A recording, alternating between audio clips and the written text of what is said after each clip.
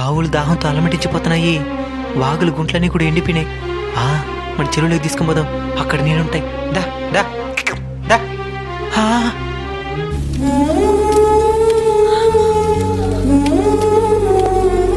ఏమ్మా ఎక్కడ తీసుకొచ్చిన ఆవునా? దాహంతో అలమటిస్తున్నాయిరా, నీళ్లు తాపిద్దామని తీసుకొని వచ్చిన. ఇక్కడికి వస్తే చెరువే ఎండిపోయి ఉంది. చెరువు ఎండిపోయి వారం అవుతున్నది మామా. నువ్వే విధంగా అయితే వచ్చి తిరిగి వెళ్ళిపోతున్నావో అదే విధంగా పక్షులు కూడా దాహం తెచ్చుకుందామని ఆశతో వచ్చి అలమటిస్తూ తిరిగి వెళ్ళిపోతున్నాయి. చెట్లన్నరికి అడవులను ఆక్రమించి అదే అభివృద్ధి అనుకుంటే ఇలానే జరుగుతుంది. సస్యశ్యామలంగా ఉండే పల్లెటూరు పరిస్థితి ఈ విధంగా ఉంది, ఇంకా పట్టణం పరిస్థితి ఏ విధంగా ఉందో. రే చరణ్, నువ్వెళ్ళి మన మేడ మీద పక్షులకి నీళ్లు గింజలు ఏర్పాటు చేయి. సరే మామా. రే గిరి, నువ్వెళ్ళి మన ఇంటి దగ్గర కుళాయి నీళ్ళని ఏర్పాటు చేయి. వీటి దాహం తీర్చుదాం. సరేనా? మీరు కూడా మీ వీధులు తిరిగే మూగజీవులు, ఆవులు కావచ్చు, కుక్కలు కావచ్చు, ఆకాశంలో తిరిగే పక్షులు కావచ్చు, వాటి దాహాన్ని ఆకలిని తీరుస్తారని ఆశిస్తున్నాను. సూర్యదేవా, ఏంది ఎండ్లా మమ్మల్ని బతకమంటావా సావమంటావా? సావండి. నాకు ఎవరి మీద పగ ఉండదు నాయనా, నా ధర్మం నేను నిర్వర్తిస్తున్నాను.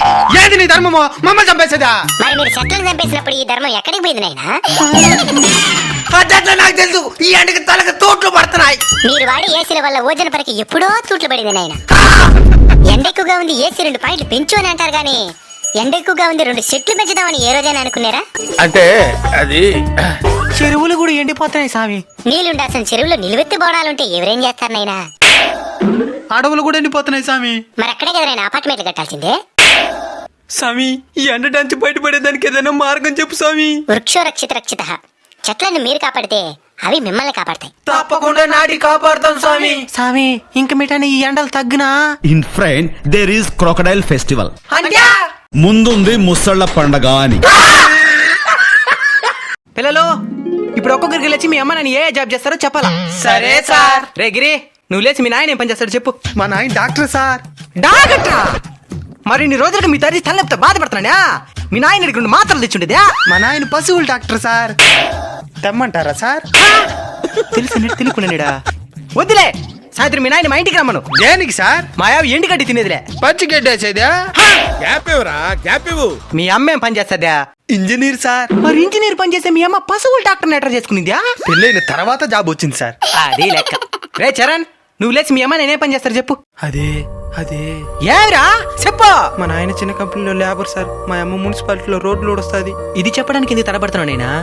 ఆడాడ వేలకు వెళ్ళంచాలు తీసుకుని కొంచెం కూడా కష్టపడిన వాళ్ళే వాళ్ళు చేసే పని గురించి గర్వంగా చెప్పుకుంటున్నారు. అలాంటిది మీ అమ్మ నాయన సొంత శ్రమని నమ్ముకుని జీవిస్తున్నారు. గర్వంగా చెప్పాలా మా అమ్మ నాయన కార్మికులని. సరే సార్. శ్రమని నమ్ముకుని జీవిస్తున్న ప్రతి ఒక్కరికి కార్మికుల దినోత్సవ శుభాకాంక్షలు. ఈ రోజు నా ఫ్రెండ్స్ గవర్నమెంట్ జాబ్ రిజల్ట్స్. ఏమైందిరా? జస్ట్ 3 మార్కుల్లో పోయిందిరా. నీదేమైందిరా?